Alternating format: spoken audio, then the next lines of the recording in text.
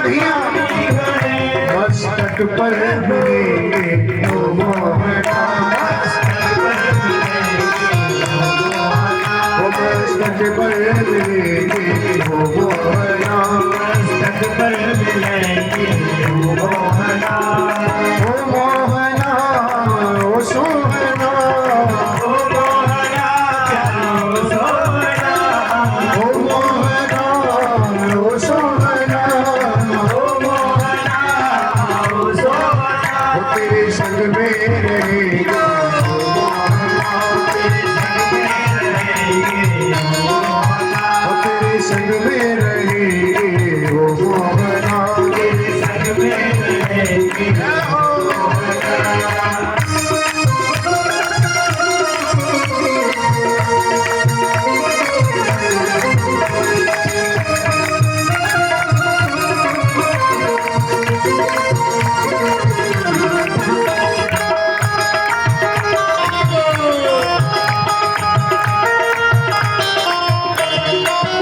तुम मुरली बनो हम कान बने, तुम मुरली बनो हम कान बने, तुम मुरली बनो हम कान बने, मुरली बनो हम कान बने, हम कान बने, हम कान बने, हम कान बने, हम कान बने, हो तुम मुरली बनो हम कान बने, तुम मुरली बनो आप मुरली बन जाओ और हम आप ही कान बन जाएं। और जानते हो फिर मिलन कहाँ होगा? अधरों पे मिलेंगे ओ मोहना, अधरों पे मिलेंगे ओ मोहना, अधरों पे मिलेंगे ओ मोहना, अधरों पे मिलेंगे ओ मोहना, ओ मोहना ओ मोहना, ओ मोहना ओ सोहना, ओ तेरे संग में रहेंगे ओ मोहना, तेरे संग में रहेंगे ओ मोहना, तेरे संग में रहेंगे ओ मोहना, तेरे संग में रहेंगे ओ मोहना, तेरे संग में रहेंगे ओ मोहना।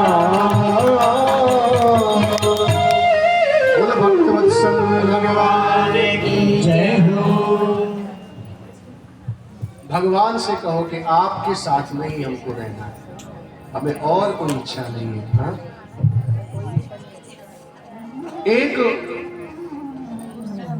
उनका साथ ही, एक उनका प्रेम ही इस जीवन में सार्थकता को प्रतीत होता है। आप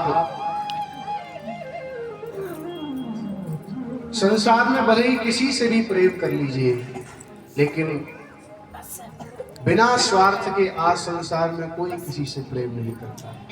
ये सच बात है। सही बात।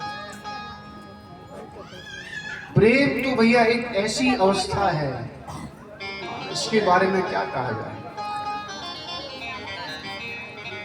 प्रेम जहां आप इस अवस्था में स्थापित हो जाते हैं ना, जब आपका मेरे गोविंद से सच्चा प्रेम हो जाता है, तो फिर आप उनको प्रणाम ना भी करें तो भी चलेगा, आप उनका भजन ना भी करें तो भी चलेगा, लेकिन सच्चा प्रेम होना अति आवश्यक है। हम विचार करते हैं कि ये हमारे पिता हैं, हमारी माता हैं, हमारे पति पत्नी इत्यादि हैं, लेकिन सच मानिए भाई, कोई ना कोई स्वार्थ के कारण ही ये संसार में जीव आपस में जुड़े हुए होते हैं। सच्चा प्रेम इस संसार में देखने को मिलता ही नहीं। सबसे ज्यादा भाग्यशाली व्यक्ति वही है जो मेरे गोविंद से प्रेम करता है। आप देखो, प्रेम की भी 2-3 अवस्थाएं होती हैं, इसमें बहुत सुंदर वर्णन करके बतलाया है। प्रेम के लिए क्या क्या आवश्यक होना चाहिए बताओ। कुछ हो ना हो 3 वस्तुएं तो चाहिए ही चाहिए। एक तो प्रेमी चाहिए जिससे आप प्रेम करने वाले हो, एक तो प्रेमी चाहिए, उन दोनों के बीच में प्रेम होना चाहिए और आपके सामने वाला व्यक्ति प्रेमास्पद होना चाहिए। ये तीन वस्तु तो चाहिए। लेकिन आजकल के समय में इस प्रेम को बड़ा गलत बोला जाता है साहब। क्या बताया जाए, कलयुग है। नए नए उम्र के बच्चे भी आजकल इस प्रेम की परिभाषा को दूषित करते जा रहे हैं। प्रेम का मतलब ये थोड़ी ना है कि आपको सामने वाले से कुछ चाहिए तो ही प्रेम पूर्ण होगा ना। प्रेम केवल त्याग का नाम है। प्रेम में कभी भी अपने सुख की चिंता नहीं की जाती। प्रेम में क्या होता है? त्याग। तत्सुख सुखित्वम। केवल मेरा प्रेमी हमेशा हर अवस्था में सुखी रहे, मुझे वो काम कर, उसको सच्चा प्रेम कहा जाता है। यदि आप किसी व्यक्ति के लिए सब कुछ छोड़ने के लिए तैयार हो और उसके साथ साथ वो सामने वाला भी आपके लिए सब कुछ छोड़ने के लिए तैयार हो, तभी आपका प्रेम पूर्णता को प्राप्त हो सकता है। देखो, संसार में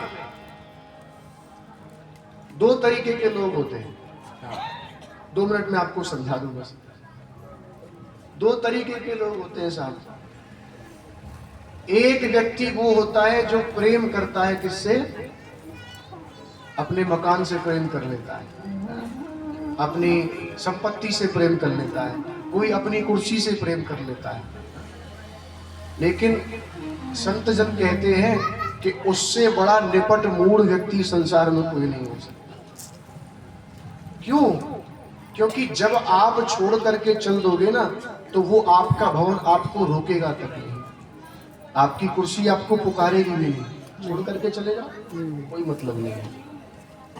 उसी के अलावा दूसरी अवस्था, जब आप किसी व्यक्ति विशेष के प्रेम में पड़े हुए हो, तो भी आप कोई भाग्यशाली नहीं हो। हाँ, क्यों? मान लिया आप प्रेम करते हो, प्रेम करना जानते हो, आपके मन में कोई स्वार्थ नहीं है, लेकिन ऐसा बिल्कुल जरूरी नहीं है कि सामने वाला आपसे बिना स्वार्थ के जुड़ा हुआ है। हर व्यक्ति, संसार की कटु सच्चाई यही है, हर व्यक्ति किसी न किसी स्वार्थ के कारण किसी सामने वाले से जुड़ता है। ये प्राणी बड़ा चतुराई है भैया इसमें। हाँ, बड़े चतुरता के साथ अपने जीवन को व्यतीत करता है। तो फिर क्यों इनके चक्कर में पड़ा जाए? मेरे गोपाल से प्रेम करो ना। राधे राधे। जब आप उनसे प्रेम करते हो तो वो आपके हृदय में आकर के आपको दर्शन देते हैं, अपनी अनुभूति आपको अपने आसपास कराते हैं और आपके प्रेम को पूर्णता प्रदान करते हैं। हाँ? प्रेम से बोलो राधे राधे। मेरे प्यारे,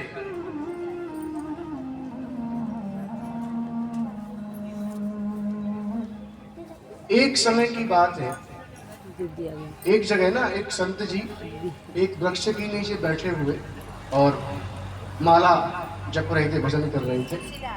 उसी समय उन्होंने क्या देखा कि एक दूध बेचने वाला मार्ग में दूध बेच रहा था। मार्ग में दूध बेच रहा था। एक व्यक्ति उनके पास आया कि भैया दूध क्या भाव दिया है? ये बोला, भैया दूध 50 रुपया लीटर है, ले जाओ, बड़ा अच्छा दूध है। अब उसने कहा कि ठीक है, दे दो। वो व्यक्ति उस दूध को नापने लगा और नपत में जरा भी फालतू नहीं हो जाए, उस प्रकार से वो उस व्यक्ति को दूध देने लगा। और उसी समय एक दूसरा व्यक्ति और आया। उसने कहा, अरे आओ आओ भैया, तुम बड़े दिन बाद आए। दूध वाला कहता है कि आपके दर्शन तो बहुत दिन में हुए हैं, क्या चाहिए बताओ? बोले कि 2 लीटर 1 लीटर दूध दे दो। बोले हाँ हाँ बिल्कुल, ले जाओ ना। उसने खूब बर्तन भर करके दूसरे व्यक्ति को दूध दे दिया। वो व्यक्ति पूछता है, कितने रुपए देने? आपसे थोड़ा ना पैसा लूंगा, अरे आप तो मेरे प्रेमी हो, आप तो ऐसे ही ले जाओ, कोई बात नहीं।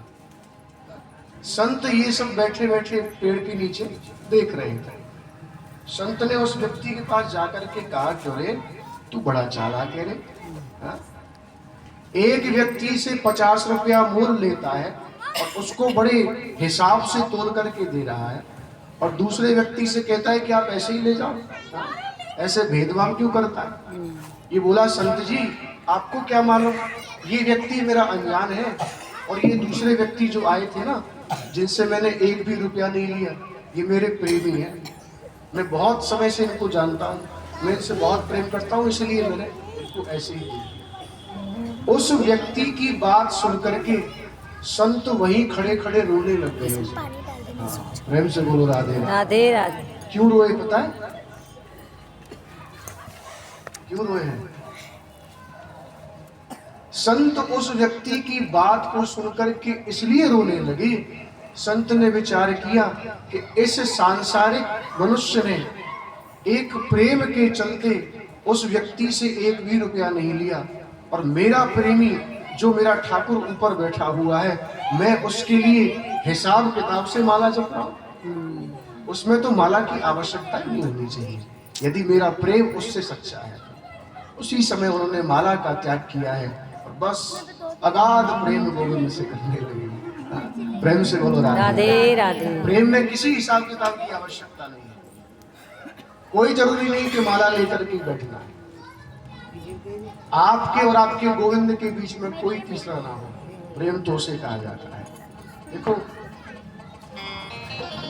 हमारे पूज्य श्री दादाजी जो थे, श्री 108 स्वामी श्री चूड़ामणि जी महाराज, आपको जानकर के ताज्जुब होगा, जब उनका शरीर पूरा हो गया ना, तो उनके शरीर पूरा होने के बाद उनके ठाकुर के दर्शन हमने किए। हमारे साथ ही घर में रहा करते थे, हम सारे कार्य किया करते थे, लेकिन हमने उनके ठाकुर के दर्शन कभी भी नहीं किए, कभी भी नहीं किए। वो किसी को आने नहीं देते थे ना, मेरा ठाकुर और मैं, और बीच में कोई नहीं आना चाहिए। इतना सुंदर पद गायन करते थे मेरे गोविंद के लिए। जो सुख होत गोपाल ही गाए, सूरदास जी का पद। सो नहीं होत किए जप तप के, कोटिक तीरथ नहाय। कितने भी तीर्थ ना लो, उसमें आनंद नहीं आने वाला है, केवल मेरे ठाकुर जी का नाम गाने में जो आनंद।